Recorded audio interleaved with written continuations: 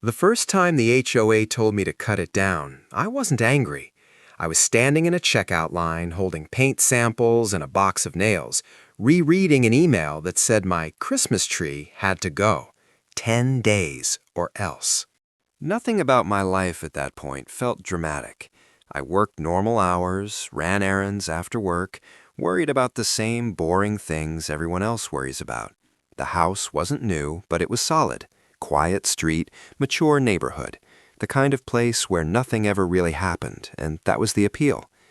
The HOA existed, sure, but it was background noise.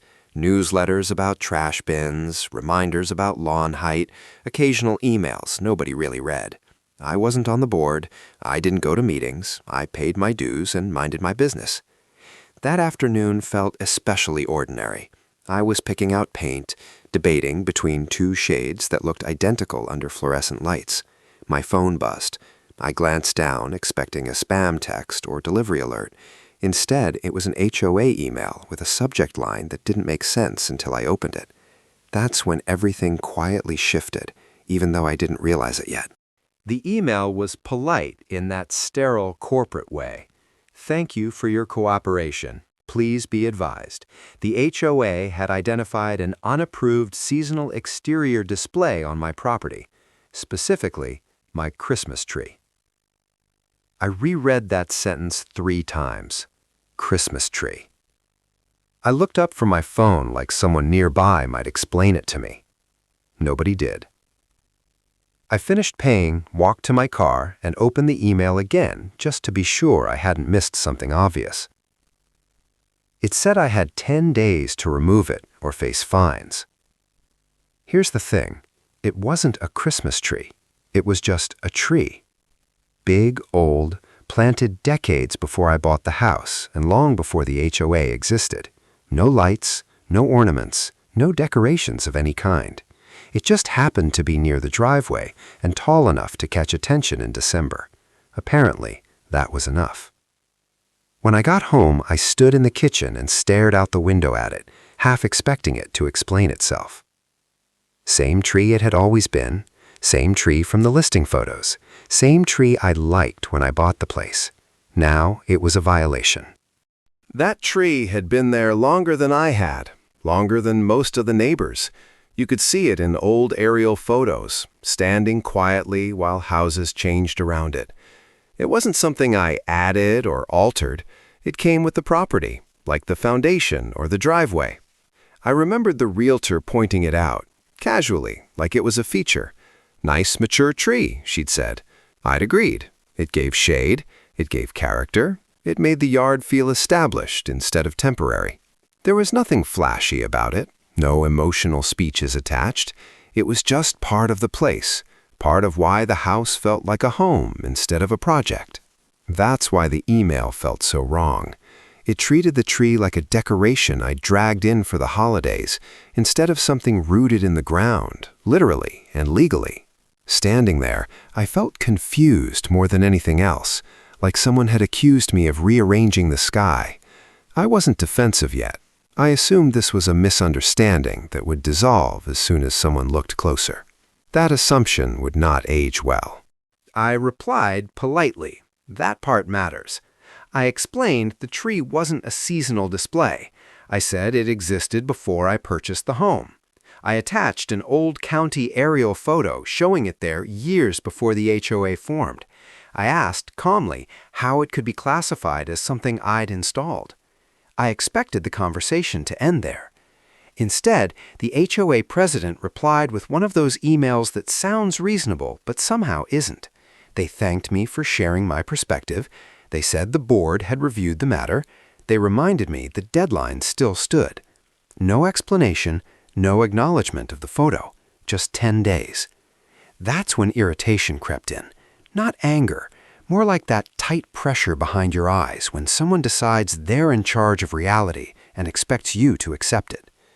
I replied again, still calm, asking for the specific rule that allowed them to order removal of a living tree on private property.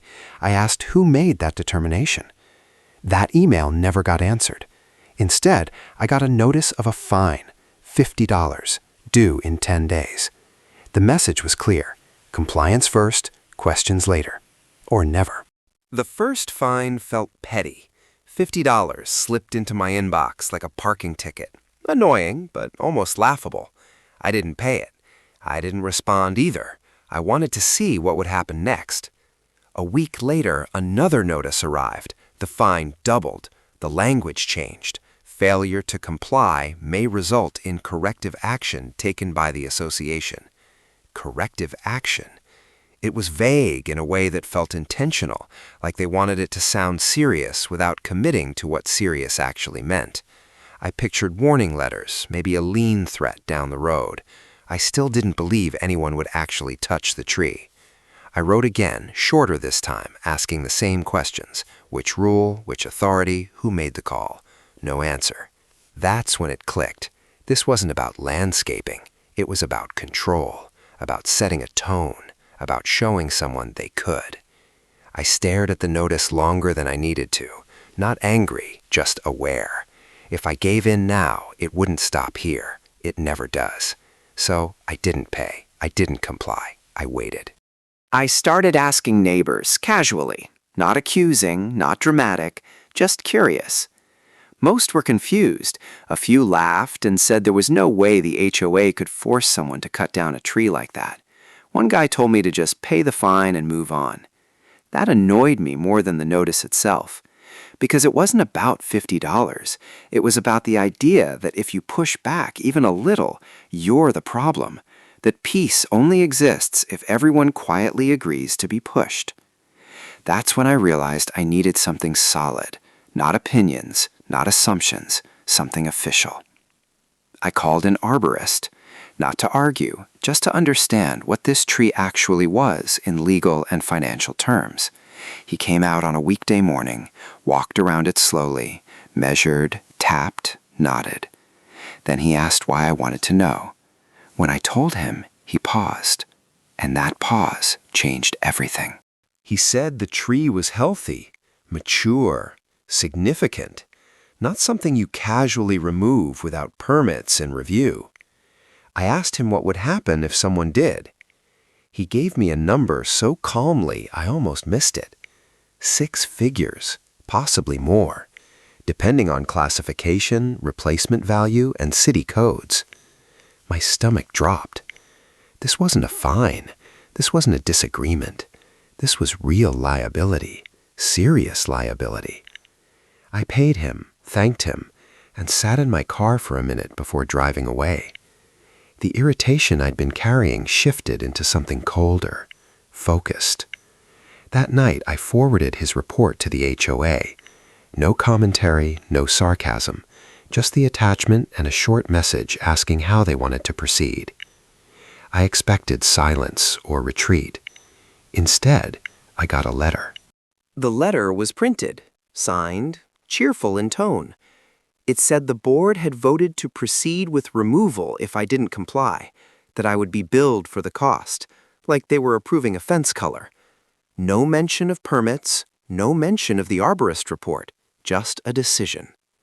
I read it twice, then once out loud, because sometimes hearing something stupid helps it register as real. I didn't reply.